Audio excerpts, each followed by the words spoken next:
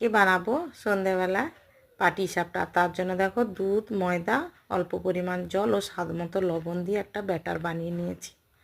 আর এদিকে নারকেলের পুরটা কাল থেকেই করা ছিল, আর আমি করছি না, মেয়ে করছে, আমি ভিডিও করছি।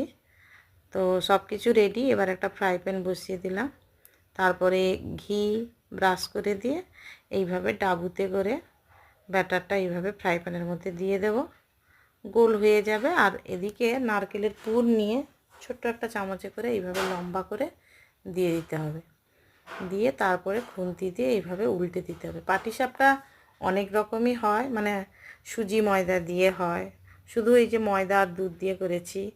অনেকে চালের পাটিসাপটা করে, চালেরটা তো খেতে খুবই টেস্টি হয়। তো যাই হোক, আমার মেয়ে এই পাটিসাপটাটা খেতে খুব ভালোবাসে, ও নিজে বানায়। আর ভাবলাম তোমাদের সঙ্গে শেয়ার করি। যদি ভালো লাগে লাইক করে দিও প্লিজ। চ্যানেল